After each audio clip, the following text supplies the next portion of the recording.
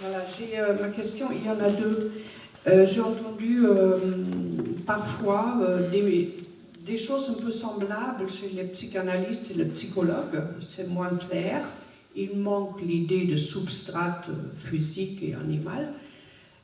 Donc je voulais savoir, la question c'est un peu comment se situe cette homéopathie dont vous avez parlé vis-à-vis de globalement la psychologie, la psychanalyse.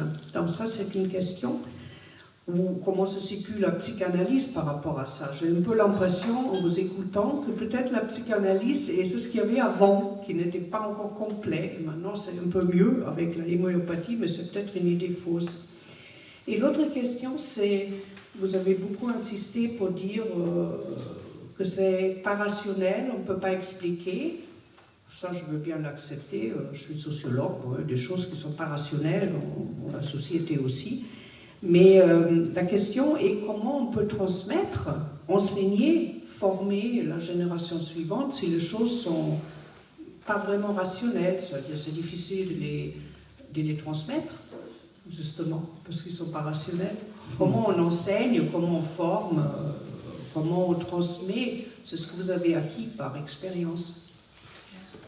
Merci. Bon, il y a beaucoup de choses dans vos deux questions. La médecine homéopathique, elle est au-delà du rationnel. Elle inclut le rationnel à l'intérieur d'elle-même, mais elle est au-delà. Elle est dans ce monde deuxième qui explique ce qui se passe dans le monde rationnel. Lorsque vous avez un eczéma, par exemple, de cet enfant que je viens de parler, cet enfant, elle a des symptômes psychiques qui montrent qu'elle est séparée. Donc l'empreinte de la séparation est inscrite dans ses symptômes psychiques et elle est inscrite également dans son corps physique.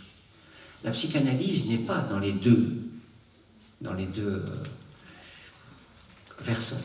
Elle est que dans le monde psychique et elle essaie de comprendre les désaccords qui sont dans ce monde psychique.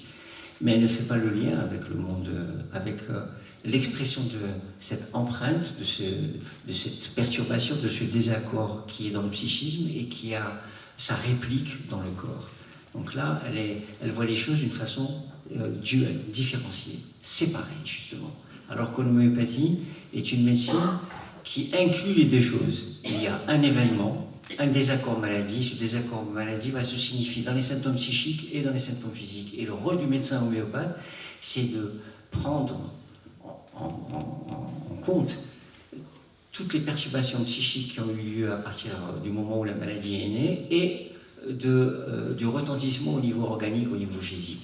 Donc la médecine homéopathique est une médecine qui unit les deux choses, qui unit l'organique et le psychique, alors que la psychanalyse ne s'intéresse qu'au monde psychique. C'est là où se trouve le décalage et la différence. Et je ne sais pas quelle est la deuxième question, c'est comment on peut transmettre. Et bien comment on peut transmettre, c'est à travers des réunions comme celle-là. C'est en indiquant que le monde homéopathique procède d'autre chose que celui du monde rationnel et du monde physique. Elle nous appelle dans ce territoire deuxième où les choses se signifient et se révèlent. Et cela, on ne peut pas y aller avec, je disais tout à l'heure, avec le microscope, on peut y aller qu'à travers son esprit, à travers son éveil, à travers son éclairage, en restant ouvert et en posant la question du non pas du comment les choses se sont faites, mais pourquoi les choses se sont faites de la façon suivante. C'est-à-dire qu'on ouvre la porte du sens. Et une fois qu'on a ouvert la porte du sens, en posant les questions du pourquoi, par exemple l'eczéma à cet endroit, pourquoi pas au bout du doigt ou derrière l'oreille, pourquoi là? Qu'est-ce qui est dit là? Puisqu'il y a quelque chose qui est dit là. Et ainsi de suite, quel est le lien qu'il y a entre cet eczéma et le fait que cet enfant, depuis qu'elle a cet eczéma, depuis la séparation de ses parents, elle a des attitudes psychologiques qui se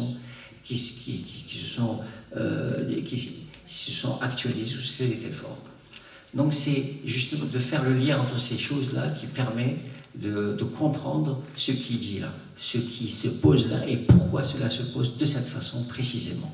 Voilà, ça c'est la différence qu'il y a entre les deux. La transmission, elle ne peut se faire qu'à travers justement des réunions de ce type ou des livres que l'on peut écrire. En fait, c'est la transmission que je fais moi, c'est à travers mes livres.